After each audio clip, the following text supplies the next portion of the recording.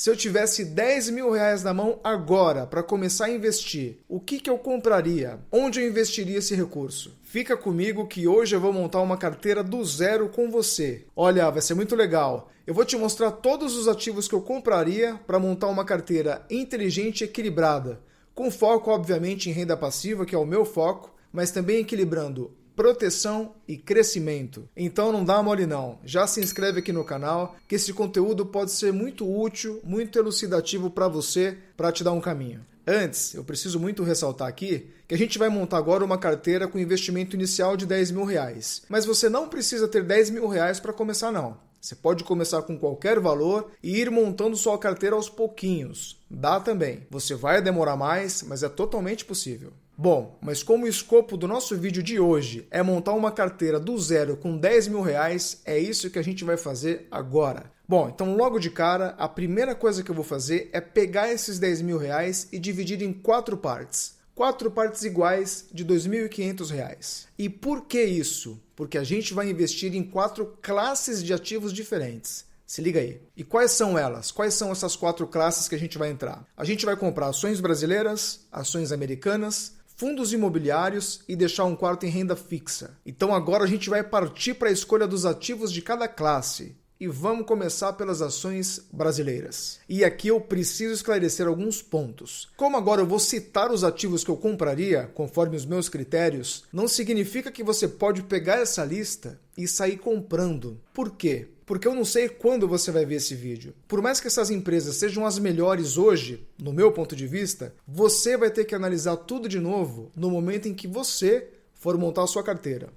Combinado? Outro ponto que eu não posso deixar de ressaltar é que isso aqui não é uma recomendação de compra. É a título educativo, é para te ilustrar, para você ter um parâmetro, uma ideia de como montar uma carteira. Aí você adapta para a sua estratégia, você faz a sua análise, conforme os seus objetivos e conforme o seu perfil de investidor.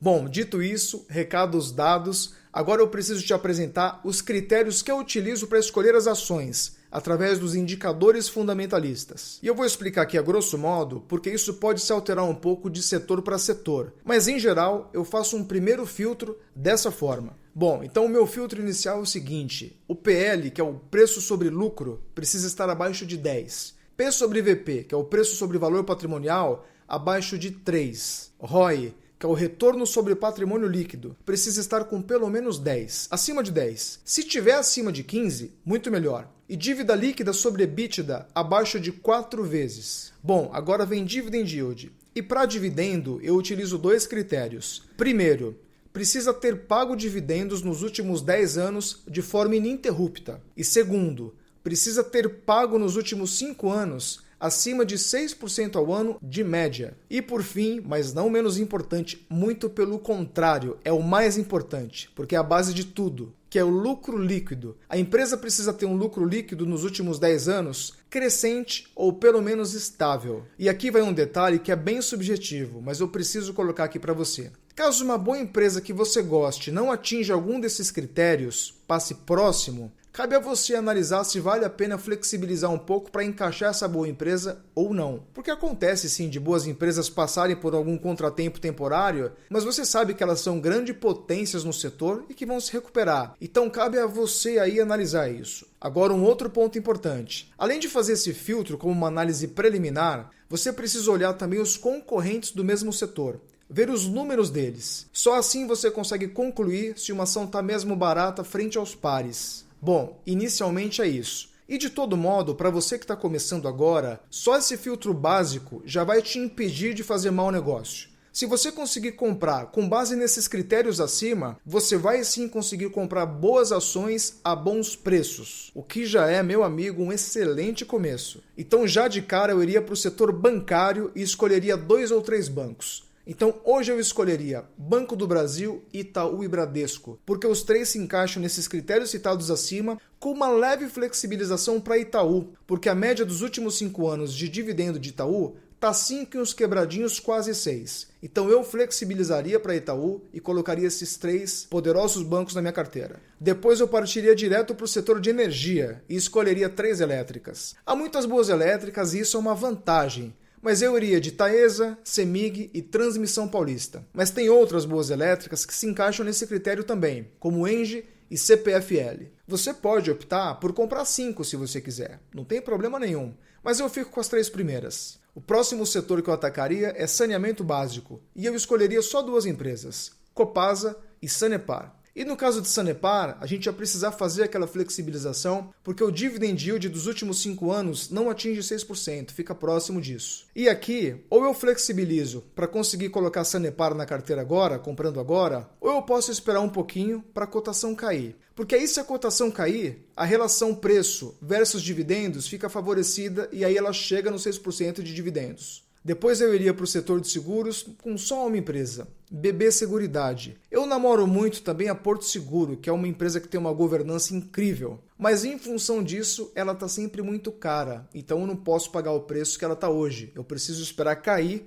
para que eu tenha um bom ponto de entrada. Se a cotação dela cair um pouco e ela se encaixar no meu critério, eu compro na hora. E a gente tem também Caixa Seguridade, mas como ela está um pouco cara agora, o preço está um pouco esticado, eu não iria nela agora não. Então, hoje, compraria só BB Seguridade. Compraria também Itaúsa, que é uma holding que tem várias empresas dentro do portfólio, inclusive Banco Itaú. Mas é uma forte pagadora de dividendo e se encaixa completamente no meu critério. Então, Itaúsa eu colocaria na minha carteira. E compraria também mais 2 para fechar o pacote, que eu acho que não pode faltar, que é Petrobras e Vale, que são 2 grandes potências. Petrobras tem o risco estatal, sim, é verdade, mas ainda assim eu acho que vale muito a pena, vale o risco. Então vai para minha carteira. Bom, então tá aqui. Você já está com uma carteirinha de ações bem bacana, que ao mesmo tempo que te paga bons dividendos, tem um ótimo crescimento. Bom, agora que a gente já gastou 1/4 do nosso valor nas ações brasileiras, a gente vai pegar o outro quarto da nossa pizza e vamos para outra classe de ativos. A gente vai comprar agora ações americanas. E aqui eu pegaria os R$ 2.500 e compraria tudo de VVB11, que é um fundo de índice. É um fundo que replica o índice S&P 500, que são as 500 maiores empresas dos Estados Unidos. Para você ter uma ideia, o que você está comprando quando você compra esse pacote com as 500 mais? Você está levando para casa JP Morgan, McDonald's, Coca-Cola, Google, que é a Alphabet, Amazon, Apple, Tesla, Microsoft, enfim, você está comprando as maiores empresas do mundo. E isso é muito importante, porque assim você dolariza uma parte da sua carteira, se protegendo contra a desvalorização do real, além de você ter o crescimento médio da Bolsa Americana. Eu vou jogar o gráfico aqui para a tela para te mostrar o IVVB11 contra a nossa Bolsa de Valores para você sentir a diferença de rentabilidade. Bom, então está aqui o comparativo dos últimos 10 anos. Está aqui a diferença de rentabilidade entre a Bolsa de Valores brasileira e o IVVB11, que é o S&P 500. É um banho, é uma surra. E você não pode deixar de ter um pedacinho dos seus investimentos, do seu patrimônio, alocado aqui. E o IVVB11 é a forma mais fácil de você se expor à maior bolsa de valores do mundo. Por quê? Porque você compra em real, direto aqui da sua corretora, a mesma corretora que você usa para comprar ações. Você vai lá e compra o IVVB11 também. Então você não tem que fazer remessa de valores lá para fora, abrir uma conta numa corretora internacional, nada disso. Você faz tudo pela sua própria corretora aqui. Então é fácil.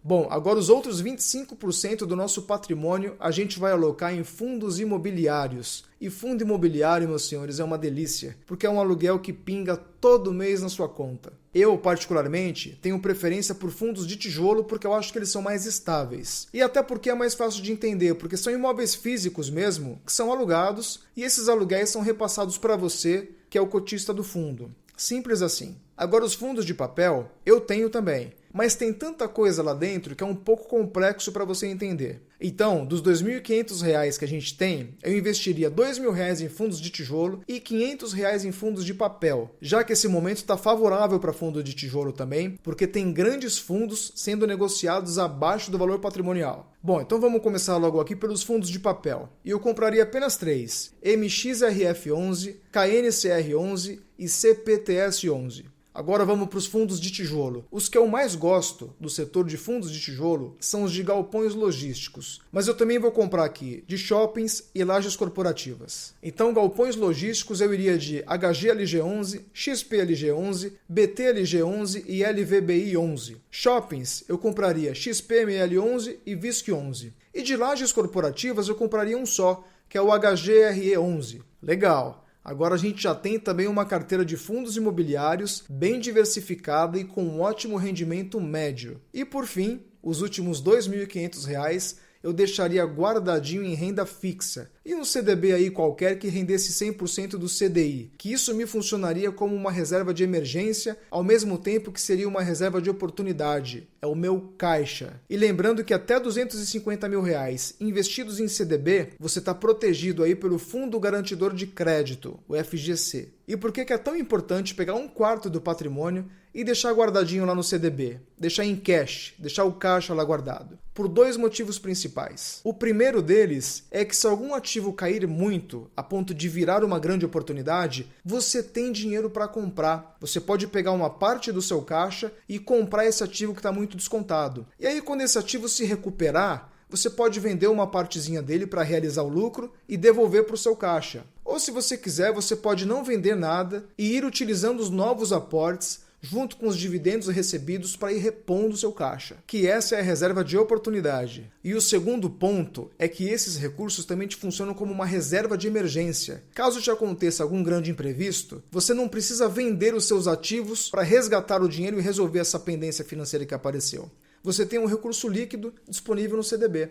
E aí você consegue sacar de lá, resolver essa questão e não mexer nos seus ativos. Gente, então é isso. É assim que eu investiria R$ 10 mil hoje, com base na minha estratégia, que é totalmente focada em renda passiva. É uma carteira previdenciária sim, mas que tem ótimo crescimento também. Porque sendo uma carteira que me gera receita, que me gera dividendos, eu recebo os proventos e posso escolher qual ativo comprar, qual é a oportunidade do momento, porque assim eu otimizo os meus recursos e potencializo muito os meus ganhos. Agora eu quero saber de você. Me conta aqui nos comentários como você investe. Qual é a sua estratégia? Você investe em algum ativo que eu não citei aqui, mas traz bons resultados também? Me conta tudo, vamos trocar essa ideia. Bom, então se você gostou do conteúdo desse vídeo, já se inscreve aqui no canal para você não perder os próximos. E o intuito desse vídeo aqui foi justamente ilustrar quem está começando, quem não tem uma ideia de como montar uma carteira e não sabe bem ainda como escolher os ativos. Então eu trouxe aqui o que eu faria, mas para que você entenda o que você precisa analisar